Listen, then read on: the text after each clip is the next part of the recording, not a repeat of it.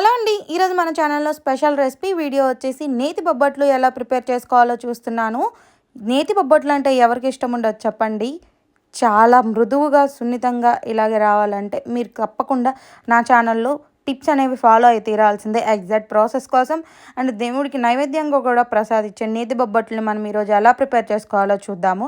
దానికోసం నేను మైదా పిండి తీసుకొని కొంచెం వాటర్ యాడ్ చేసేసి స్మూత్గా మిక్స్ చేసుకున్న తర్వాత ఒక బౌల్లో గీ అనేది హీట్ చేసేసుకొని గీ యాడ్ చేసేసుకొని నేను మైదా పిండిని బాగా సాఫ్ట్గా చేసేసుకున్నాను.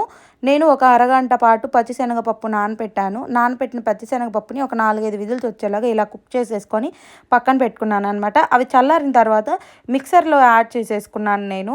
మిక్సర్లో బాగా స్మూత్గా బ్లెండ్ అయ్యేటట్లుగా చేసేసుకొని ఒక ప్యాన్ తీసేసుకొని ఒక 4-5 table spoon of ghee add చేసేసుకొని ఒక కప్పు బెల్లం అనేది యాడ్ చేసేసుకోండి. బెల్లం ఎక్కువగా తినేవాళ్ళంటే ఇంకొక హాఫ్ కప్ కూడా యాడ్ చేసేసుకోవచ్చు. బెల్లం యాడ్ చేసేసుకొని మీడియం ఫ్లేమ్లో పెట్టేసుకొని మధ్య మధ్యలో తిప్పుకుంటా అది బాగా బ్లెండ్ అయ్యి లైక్ దగ్గర పడేంత వరకు మనం బాగా కుక్ చేసేసుకోవాలి.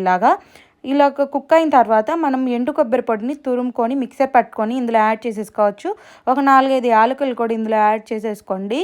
యాడ్ చేసేసుకొని అంతా బాగా మిక్స్ అయ్యేలాగా బాగా కలుపుకోండి. కలుపుకున్న దాన్ని పిండిని ఒక హాఫ్ అన్ అవర్ పాటు పక్కన పెట్టుకోవాలి. ఎందుకంటే బాగా దగ్గర పడి గట్టి పడుతుంది. ఇలా ఉండలు చేసుకోవడానికి ఈజీగా వస్తుందన్నమాట. సో నేను ఇలాగ ఉండలు అనేవి చేసుకొని పక్కన పెట్టుకున్నాను. అండ్ గీ కూడా పక్కన పెట్టుకున్నాను.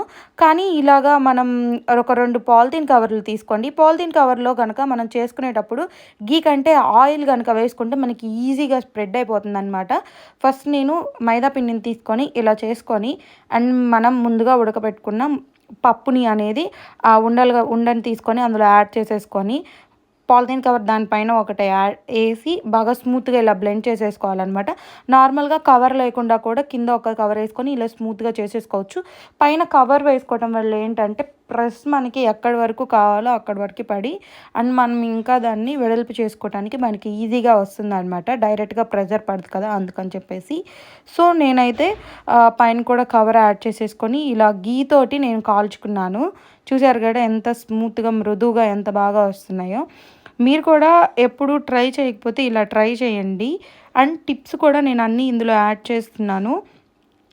కంపల్సరీగా మీరు చేసుకునేటప్పుడు ఈ కవర్స్లో చేసుకునేటప్పుడు గీ కంటే ఆయిల్ యాడ్ చేయండి. ఈజీగా ఇలా స్ప్రెడ్ అవుతుంది. గీ యాడ్ చేయడం వల్ల కొంచెం స్ప్రెడ్ అవ్వలేదు, ఎందుకంటే నేను గమనించాను. అందుకని మీకు ఈ టిప్ అనేది చెప్తున్నాను. ఆయిల్ యాడ్ చేయడం వల్ల ఇలా చూసారు కదా ఇలా బాగా స్ప్రెడ్ అవుతుంది. తీసేసుకొని పక్కన పెట్టుకొని కవర్ అనేది ఇలా మీడియం ఫ్లేమ్లో పెట్టేసుకొని గీతో కాల్చుకోండి. నెయ్యితో కాల్చుకోవడం వల్ల ఆ ఫ్లేవరు రుచి చాలా అంటే చాలా బాగుంటుంది. చూసారు కదా నేతి బొబ్బట్లు మనకి ఎంతో ఈజీ అండ్ టేస్టీ నేతి బొబ్బట్లు ఈరోజు అయితే మనకి రెడీ అయిపోయినాయి. మీరు కూడా ఎప్పుడు కనుక ట్రై చేయకపోతే ఒకసారి మన ఛానల్లో ఫుల్ రెసిపీ ఈ వీడియో కనుక చూసి ట్రై చేయండి.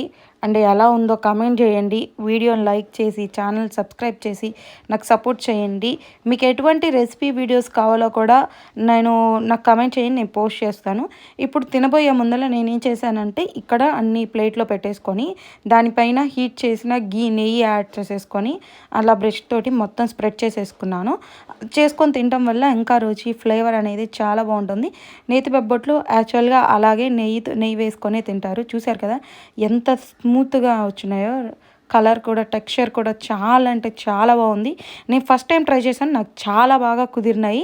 అందుకే మీకు వీడియో అనేది పోస్ట్ చేస్తున్నాను. ట్రై చేయండి, కమెంట్ చేయండి, సబ్స్క్రైబ్ చేయండి.